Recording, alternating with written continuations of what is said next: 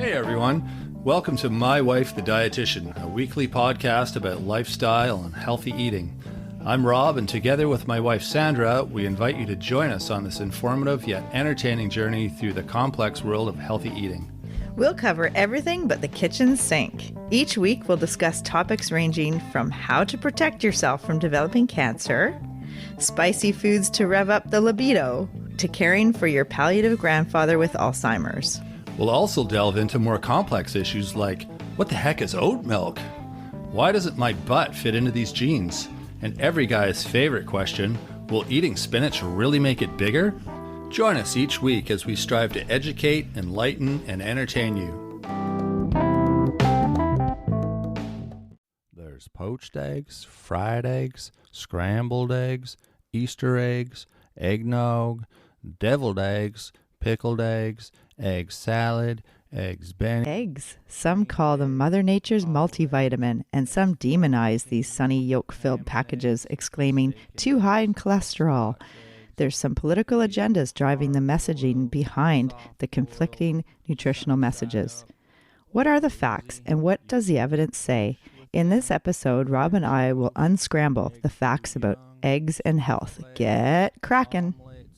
Frittatas, huevos rancheros, creamed eggs, coddled eggs, eggs Florentine, ham and eggs, steak and eggs, Scotch eggs.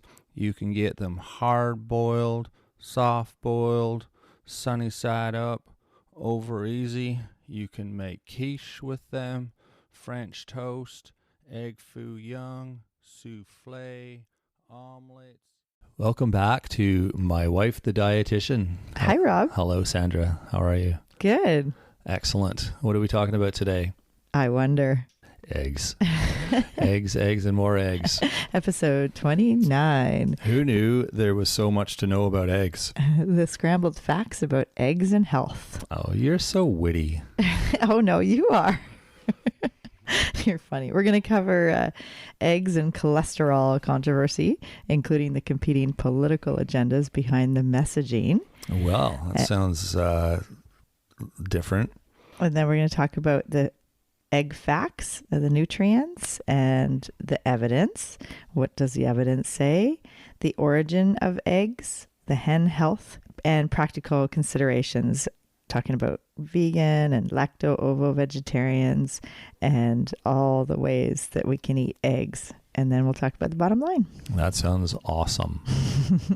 All right. So cholesterol, I mean, that's what I think of when I think of eggs, as far as potential health risks or issues. Yeah. And is that controversial? That's a good, I think you are like most people. And yeah, eggs mean cholesterol because that's what they've heard. Right.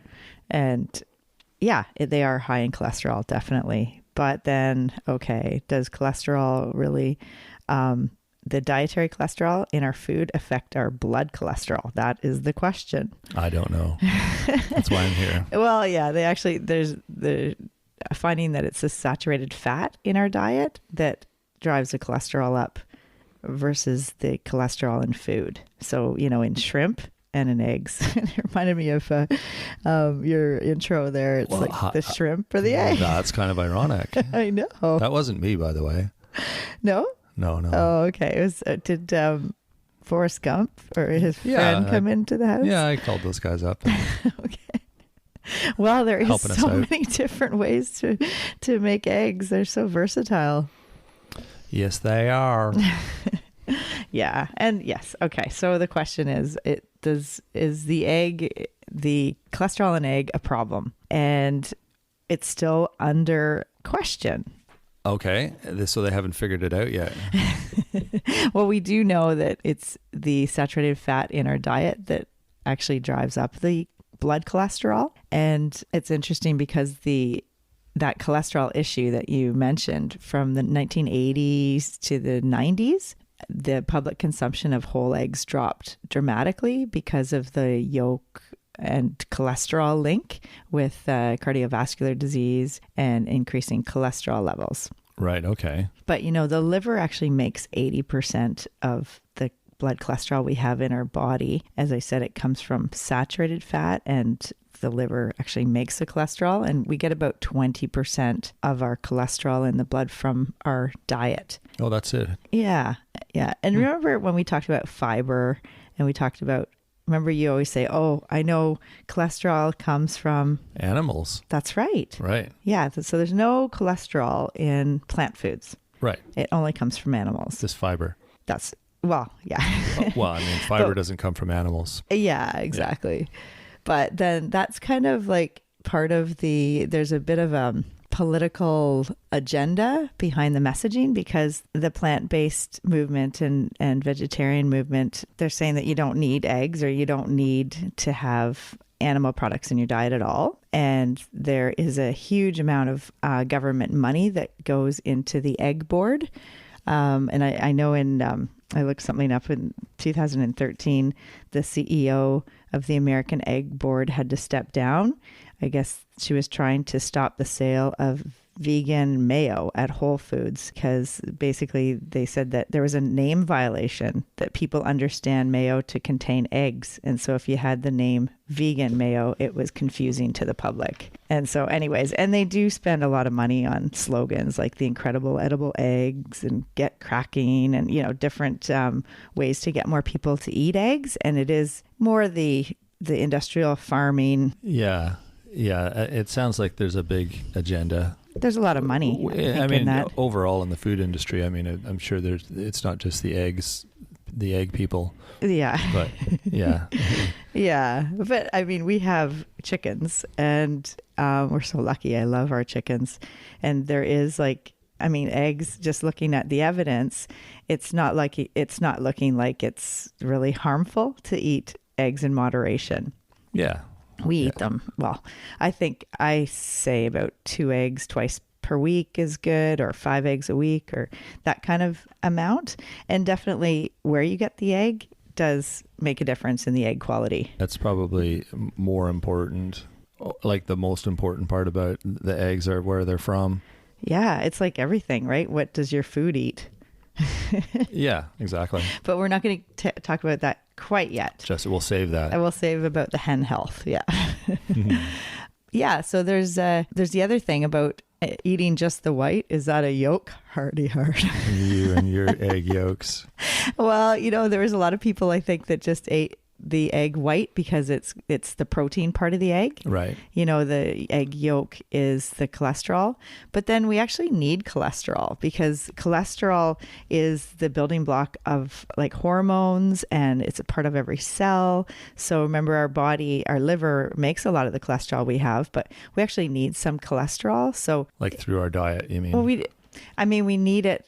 We need it somehow. Like, we do have it in our body. And as I said, and it's like there's different types of cholesterol, the LDL and the HDL and the triglycerides. But we're not going to go into that too far. But like the LDL is the lousy cholesterol, or that's what they say, lousy, because it's L, but right. It's just the easy way to remember it. Easy way. Yeah. And then the HDL is the healthier ones. Yeah, and there was actually a recent study that showed from 2018, published in the Journal of Heart Health? Just Heart. The Journal of Heart.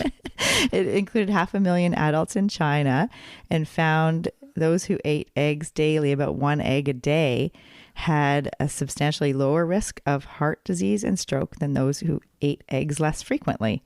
Really? And it was because of the HDL. So that healthy, it actually increased the HDL, which is a good thing, because we want more healthy cholesterol it helps the body rid our cholesterol. Like, they're the little garbage trucks that go around our system to take the cholesterol to the liver to get rid of. So we want higher levels of HDL, lower levels of LDL. Interesting. And this research showed that it actually, in that amount of people, 500,000 adults in China, it was a good thing. And what does the liver make? HDL? The liver makes cholesterol, and it's the LDL and triglycerides. It makes the bad cholesterol? It makes, there's a whole lot of different cholesterol. You're giving me that look. That's one of those questions that's a hard answer. Giving you that look. That's right. There was another study, 3-month study, 140 people with diabetes or pre-diabetes were randomized eating 2 eggs 6 times a week versus 2 or less a week. Okay. And there was no difference in HDL, LDL, triglycerides, basically there was no difference. And a few other studies basically showed there's like no difference in cholesterol, insulin sensitivity, blood pressure, inflammatory markers, plasma lipids. So there was a study with 29 people with type 2 diabetes, and they had egg every day for breakfast, or the other group had half a cup of oatmeal with milk, and then they had no difference in those markers. And then another study with 37 people, a 12-week trial, both groups lost some weight, and they had some insulin sensitivity improvements and lipids, and they had their HDL levels increased, just like the first one I mentioned. Oh, there you go. So they're still, looking at what's the evidence, and are eggs safe? I definitely think they're safe, but I think it's a matter of where you're getting your eggs. They're still trying to figure out which came first. I think they need to figure that out first before they go any further. Because that's something that everybody's always wanted to know. It's like one of life's mysteries. Well, if the chicken can't cross the road without getting hit by a car, there won't be any eggs. I know, right? Oh, no. We're just going down a bad rabbit hole or a chicken coop. A chicken hole. Okay. That's funny. Okay, so the other part about, remember I mentioned at the start how it's like Mother Nature's multivitamin? Mm-hmm. I think every single vitamin and mineral pretty much is in an egg except for vitamin C. Really? Yeah, it's like loaded. It's there's vitamin A, D, E, which are all the fat-soluble vitamins. Remember, for eye health, super important. Mm-hmm. Lutein. Yeah, and zeaxanthin. So for eye health, it's recommended to have 2 eggs twice a week. Okay. So that's like 4 eggs a week. It's a funny way to say it. Well, it's like, a breakfast of 2 eggs, or like a meal at 2 eggs or whatever. Sure, I 2 guess eggs so. twice a week. Is that okay? I thought that was a practical way to say it. Well, rather than 4 eggs a week. Okay. Yeah. Anyway. And then there's zinc is really high, like a good level of zinc. So in 1 egg, because of the yolk, you get 200 milligrams of cholesterol. You got 5 grams of fat, and part of that is a saturated fat. Right.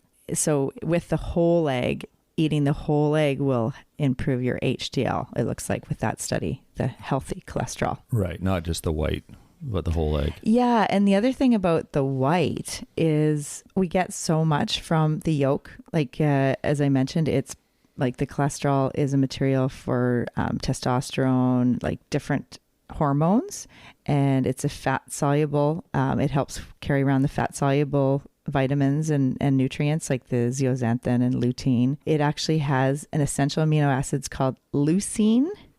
Leucine is an essential amino acid that the yolk has. It's got oleic acid, so 46% oleic acid. And it's like olive oil, it's got a high level of monounsaturated fats, the omega-9. So it's 38% saturated and 16% polyunsaturated with that monounsaturated. So like it's just such a bundle of good nutrition, like 1 egg, it's just loaded. I think they're an easy for so many people, especially seniors or people that are super busy. And, there's one skill of cooking. Eggs are fairly easy, like as you mentioned there's a few ways you can do them. There's a few ways you can cook eggs and eat them. Hot or cold. But you should always cook them, because the raw egg white has the albumin, and it's got a protein avidin that actually blocks the absorption of the biotin and iron that is in the egg. So you're not getting as much of it if you eat it raw? Oh, exactly. Yeah. No, that's right. And because of the issue with food safety and salmonella, you could get food poisoning if you break an egg and eat them raw. But the big thing is, I think a lot of, bodybuilders and weightlifters might use raw eggs to get that protein, but you're actually not getting the protein because as I said, the avidin protein in the egg white actually blocks the absorption of some of the nutrients. Interesting. Yeah. Yeah. So with that, biotin is in eggs also, and riboflavin and B12, choline. So choline's an interesting one. Choline is it's not quite an official vitamin because our body can make it sometimes, but in pregnancy, so pregnant women do not make enough and they need more choline. Right. It's a member of the B vitamin family, and it's in the egg yolks. So the choline is part of the name for acetylcholine, which is a memory neurotransmitter. And so choline is a building block that our body uses to manufacture that neurotransmitter, acetylcholine. And so the levels in our brain are related to the amount of choline in our diet. And really the only way to get choline is egg yolks, organ meats, brewer's yeast, wheat germ. Like beer? No. No. No. I just want to make sure everyone understands that. Brewer's yeast. Drinking beer doesn't count. No, you're funny. It's a nutritional yeast, Oh, okay. The brewer's yeast. A lot of vegetarians put it on like popcorn and different foods. Oh, that stuff. Yeah. Why is it called brewer's yeast then? Well, it's got B12 in it. It's one What do they make it with is it for making beer? Oh, it could be. Yeah. Maybe. Hey, yeah. Maybe we're onto something. But still. Well, because I do need yeast to make beer and wine. Well, exactly. Yeah. Yeah. Oh. Okay. Anyway, sorry. That's another episode. Little tangent there. To look that up. Other ways to get choline is soybeans and peanuts and green peas. But we basically need about 425 milligrams of choline a day. And in one egg, you get 115 milligrams of choline. And sorry, you need how much? 425. And in pregnancy, their requirements actually go way up to about 930 milligrams. And it's because it's needed for the brain development of the fetus. Right. And for the placenta, because you're actually growing another organ when you're... oh, totally. Yeah. Yeah. So, and then it helps to prevent neural tube defects. So, along with folic acid, or like folate. So choline's a really important one. And it's, there's one conflicting study though. It shows that men with prostate cancer, if they have too much choline, that could increase their risk of more aggressive metastatic prostate cancer. Yeah, because it sounds like it helps things grow. So maybe even with cancer, it's helping it grow too. Wow. That's, yeah. There we go. You seem really impressed with that. I'm very impressed with that. Wow. That's good. That kind of makes sense. I mean, it helps you grow your muscles, and you said like with the placenta. Yeah. So. Yeah, maybe it's detrimental with the prostate cancer. But, bottom line with cholesterol and egg issue, some individuals, about 20 to 30% of the population, could be more sensitive to the cholesterol in food, including eggs, than others. And then in that case, they might be recommended to have about 300 milligrams of cholesterol a day, and so, or less. And an egg has about 200 milligrams. Okay. So one egg. Yeah, one egg. Yeah, exactly. And maybe not daily, maybe like 5 eggs a week if you're on cholesterol lowering medication, like statin medication, or if there's a concern about too much cholesterol. Yeah, or 2 eggs twice a week. Exactly. That's very practical, Rob. I like that recommendation. Yeah. You're funny. So would you put a raw egg in your smoothie? I think I have. Yeah, I know, but would you after not this? In the last 30 years. Okay. But I don't know. I think I've done that for the same reason everyone else does it. You think you're going to get big muscles if you do that, but it didn't really do that. Or maybe it did. I don't know where my big muscles came from. You're so funny. I'm guessing it wasn't from that raw egg though. It's probably all the spinach. That's probably it, right? exactly. Popeye. All that nitric oxide, right? Yeah. Everything I learned about working out was through Popeye cartoons. That's right.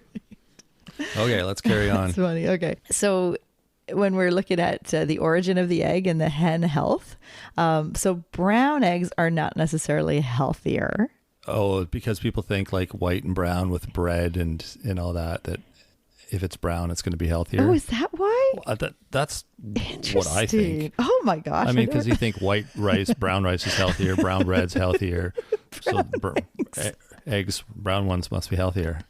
That's so funny because, well, in my mind, it's because of the fiber that makes them brown, like in terms of the, you know, the bread and the rice. You have a nutrition degree, you know stuff. But not from the eggs. I mean, that's the chicken, actually. It's the chicken. Remember, it's the earlobe. The thing behind the earlobe actually indicates what color the eggshell will be. I remember reading that. That's pretty cool. Yeah, because you can get some with like blue eggshells and white and brown and speckled. Like there's all different varieties. Actually, I was reading that's pretty neat.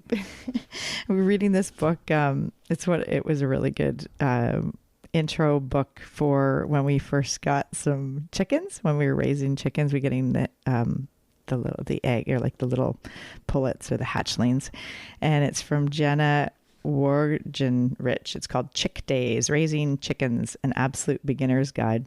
I think I found it in one of those little libraries that I love looking at. Mm-hmm. Likely. I just want to read a few excerpts. It's hilarious. Why have chickens? They're the pet that makes you breakfast.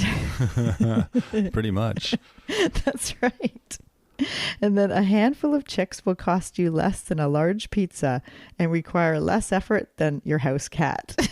Yeah, they're pretty easy, hey? They are. It's, I know. And there's not a culture on the planet that doesn't raise them. Yeah, I guess they're everywhere. Yeah.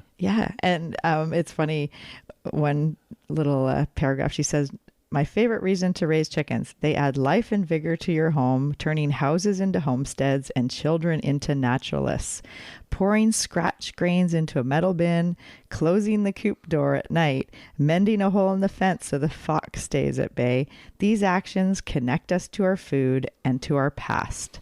Trust me, it's a better life that comes with morning clucks. Our daughter was putting away the chickens last night, and she didn't. The chickens, for anyone who doesn't have chickens, they'll naturally go into their coop at dusk.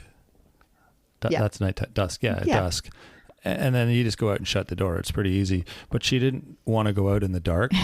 So she went out when they were still outside and started grabbing them one at a time to put them in the coop. They did not like that. She'd put one in, and then she'd go back to get a second one, and the first one would come out of the coop again. And she filmed it. That's right. So then we could watch this later. It was so funny. It was really She was getting pretty mad at these chickens who kept coming out, and they're all like looking at her going, what are you doing? And she kept saying, stay, like it was a dog or something. Stay. Yeah, that was funny. That was funny. They're like, who's this person? Why is she trying to put us away at night? Or like it wasn't even dark yet. But nah, that was pretty funny. That was hilarious. That's awesome. Oh my goodness. Yeah. So the other thing is with the chickens, the ones that can, I read this quote about fish and like wild versus farmed. Fish that don't hunt for food get fat.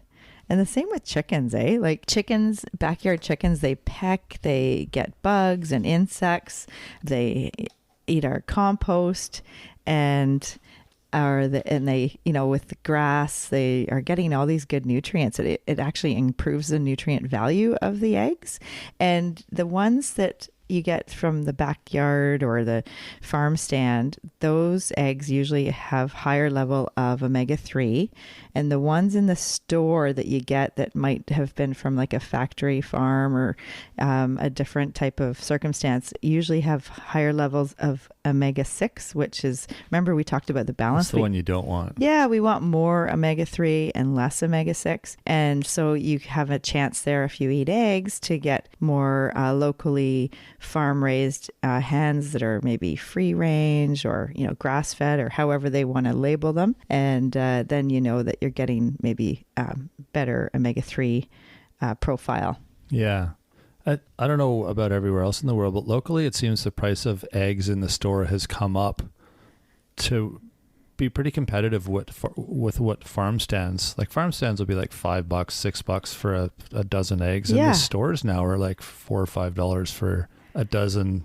That's like true. Chicken factory eggs.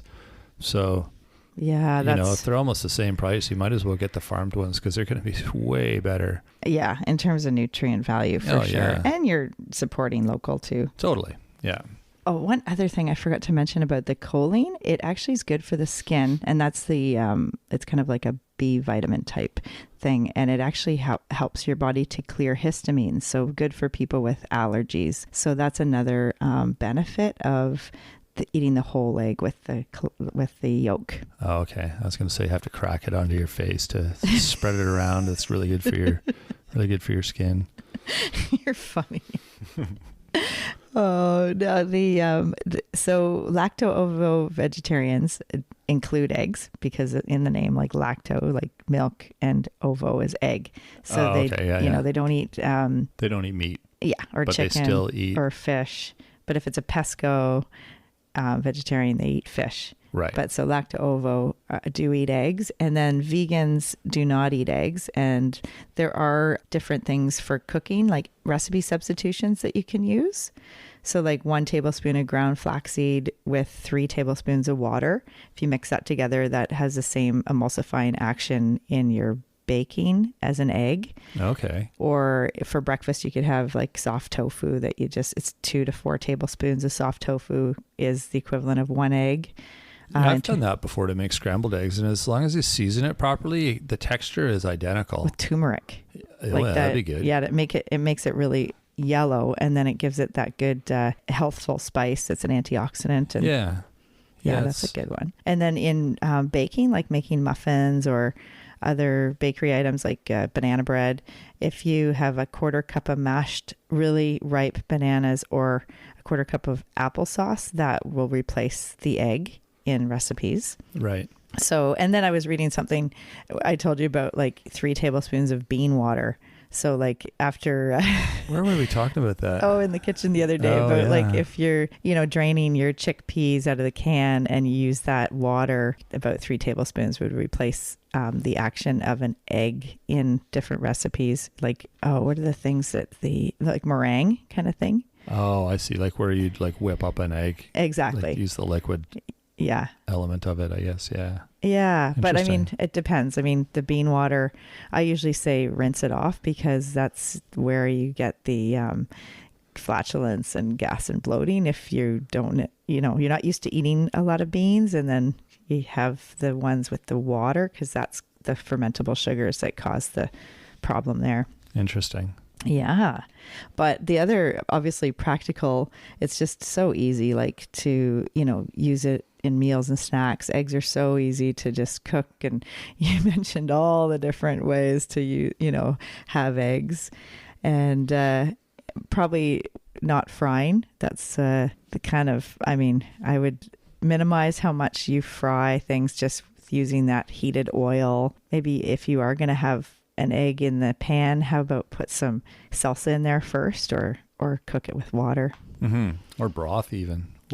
Might add a bit of flavor to it, but yeah, absolutely. Yeah, try something other than oil. Yeah. So Mother Nature's multivitamin, it's pretty much got everything in it except for vitamin C. And I think we've cracked the case about eggs. Do you think so? In a nutshell, or eggshell, I guess. In a nutshell. We're still trying to figure out what came first, but that's that will be one of those lifelong mysteries, I'm sure. So the bottom line is buy locally raised free range eggs if you can. What the hen eats is important for egg nutrient quality, to get more of those omega-3s because they've been eating flaxseed or all the grass and other compost. Moderation, so 4 to 5 eggs a week is a good rule of thumb. They're inexpensive, versatile, nutrient, and widely available. And it's usually about $1 for 2 eggs, or 50 cents an egg, $5 to $6 for a dozen at farm stands, and now like in the grocery store too. So maybe stop at those local farm stands and buy those local eggs. Yeah, I'll just mention too with ours, just For people who are maybe thinking about chickens or don't know anything about them, we've got 5 chickens. We had 6, but one died. But with our 5 chickens, what do we get? Like an egg a day per chicken. So we get 5 eggs. Well, let's pretend we have 6 still. Make it easy for... Okay. So every 2 days we'd get a dozen eggs. And, per week, that's like, I don't know, say 40 eggs a week. So that's a lot from 6 chickens. Yeah. And so you don't need a lot of chickens to get a lot of, like, we can't eat that many. So we're even selling some here and there, just giving them to friends. So you don't need a lot of chickens. They don't really eat tons of, like, you don't have to spend a lot of money buying them food. Yeah. They eat handfuls of grass and compost, like all our sorts of scraps. stuff. Like a lot of the scraps from cooking and with veggies, and they love watermelon and cabbage and they just they'll eat all the compost. We've just got ours in like a little fenced in area in the yard and with a coop inside of that, so they don't require a ton of space either. So they're pretty easy to keep, and they do give you tons of food and entertainment. They're so fun to watch. And the manure is really good for the soil for the garden. Oh, there you go. So that's the other thing when you're getting shoveling out the chicken like the hen house. Yeah, the hen house. Then you can just use that in the soil. Yeah. So it's definitely something to consider if your municipality or wherever you live allows you to have chickens. I think most places are starting to allow for that. I think in big cities they do. Yeah. Anyway, I just thought I'd mention that because it is a nice source of food every day, and they're kind of fun little creatures to have around. Oh, I know. They're so fun. Let's go watch them peck their seeds. They're hilarious. Yeah, that sounds entertaining. And we'll have some eggs for breakfast. There we go. All right. Well, hopefully everybody learned a little bit about eggs today. Yeah. And no idea what we'll talk about next week, but it will be equally exciting. I guarantee it. Exciting. Thanks, Rob. All right. Thanks, Sandra. Have a good week. Okay. Thanks for joining us today on My Wife the Dietitian. If you like what you heard, don't be shy. Leave us a comment or review, and be sure to share our podcast with your friends. If you'd like to hear more, hit that subscribe button. You can also follow us on our social media pages for updates, episode trailers, and other odds and ends. For more info and links on what we discussed on today's episode, check the show notes. We'll be back next week with another informative and fun-filled episode.